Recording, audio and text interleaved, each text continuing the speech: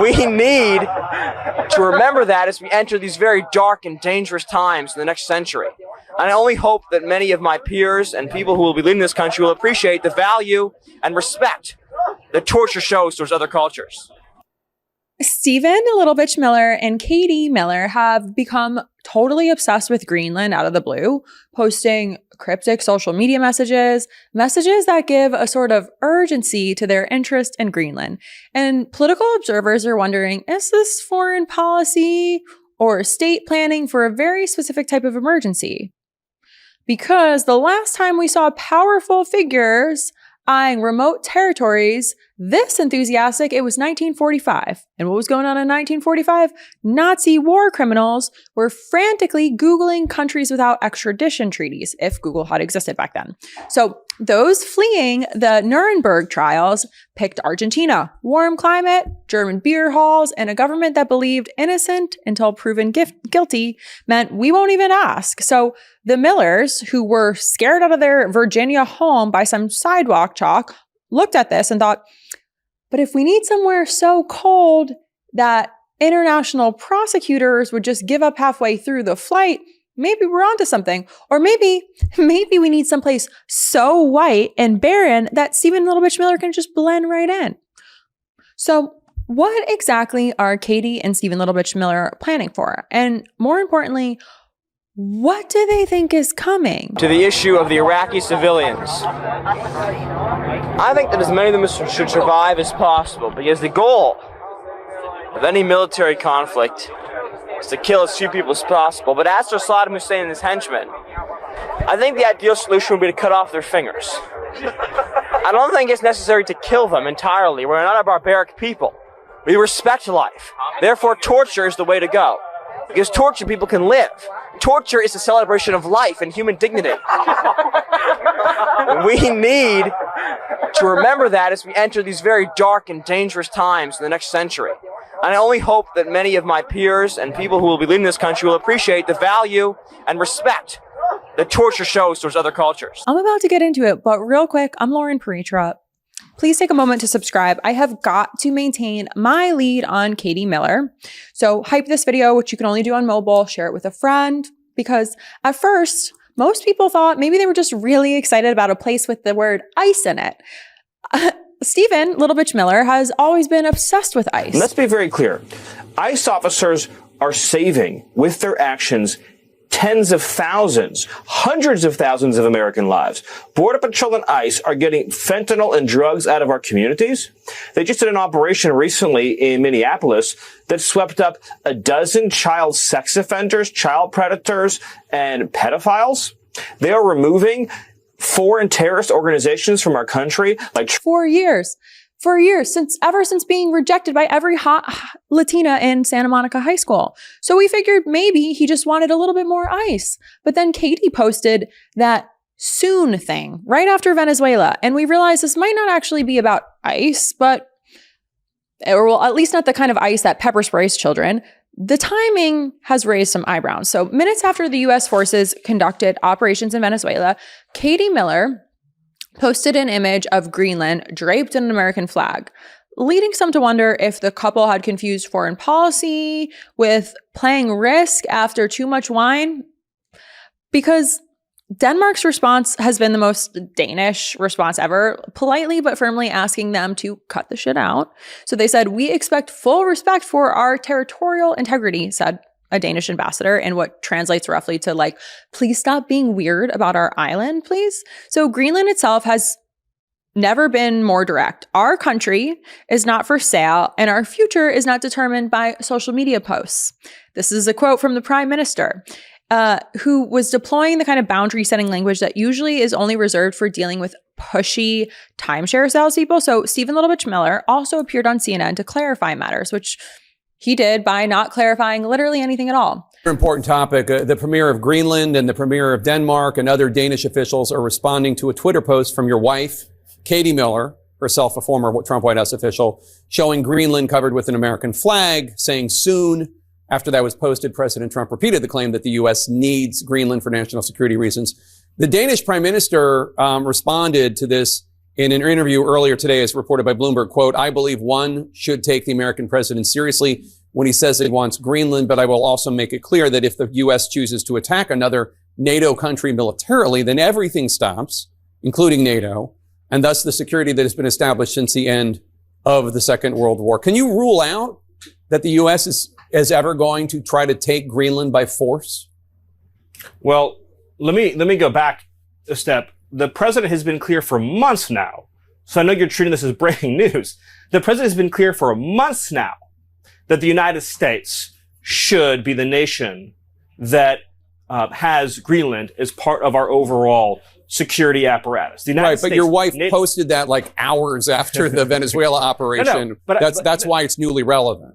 No, I'm not, and I'll talk with you about it for an hour. I think it's a really important conversation. I just wanted to reset, Jake, by making clear that it has been the formal position of the U.S. government since the beginning of this administration, frankly, going back into the previous Trump administration, that Greenland should be part of the United States. The president has been very clear about that. That is the formal position of the U.S. government. Right, but can you say that military action against Greenland is off the table? It wouldn't be military action against Greenland. The Greenland has a population of 30,000 people, Jake. The real question is, by what right does Denmark assert control over Greenland? What is the basis of their territorial claim?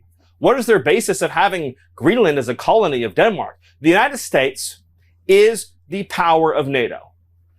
For the United States to secure the Arctic region, to protect and defend NATO and NATO interests, obviously Greenland should be part of the United States. And so that's a conversation that we're going to have as a country. That's a process we're going to have as a community of nations. When asked repeatedly whether he would rule out military action, Miller responded with, nobody's going to fight the United States militarily over the future of Greenland. So you can't take it off the table that the U.S. would use military force to seize Greenland. You can't take it off the table. Jake, I understand you're trying very hard to, which again, is your job.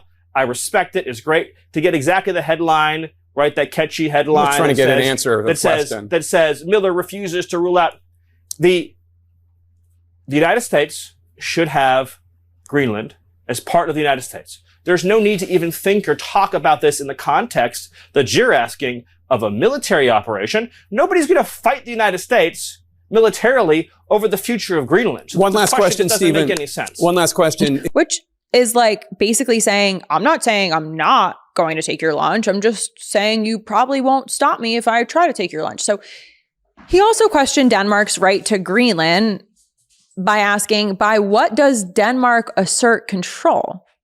Which is such a bold legal question in theory that presumably would also allow like Canada to start pointing out questions about Alaska. So NATO allies are nervously laughing in the way people do when they're not sure if their friend is joking or serious. So Denmark's prime minister noted that if the US actually attacked Greenland, everything stops, including NATO, and thus the security that's been established through the end of the Second World War. Some political observers have also joked darkly about why anyone would suddenly need a remote island with 56,000 people and limited extradition enthusiasm. So historically speaking, when powerful figures who are total assholes develop urgent interests in far-flung locations, it does raise questions about their long-term travel plans. So let's bring it back to World War II. After World War II, the Nuremberg trials prosecuted major Nazi leaders between 1945 and 1946 in Nuremberg, Germany. These tribunals established crucial precedents for international law, charging defendants with crimes against humanity. See where I'm going with this? War crimes and crimes against peace. 12 defendants received death sentences through Hermann Göring, and many of them died by suicide before this execution. 7 received prison terms, and 3 were acquitted. The trials established that following orders wasn't a valid defense for these atrocities. Again, do you see where I'm going with this? However, many Nazi officials never faced justice. Thousands fled via rat lines or escaped routes organized through sympathetic networks, often involving Catholic clergy and fascist sympathizers. And ultimately, Argentina became the primary destination under Juan Perón's government, which actively welcomed Nazi war criminals. Adolf Eichmann, a key architect of the Holocaust, hid there until Israeli agents captured him in 1960. Josef Mengele, the Auschwitz doctor who conducted horrific medical experiments, also fled to Argentina and then Paraguay, and then finally Brazil, where he died in 1979. Klaus Barbie, the butcher of lion, worked for the U.S. intelligence before escaping to Bolivia.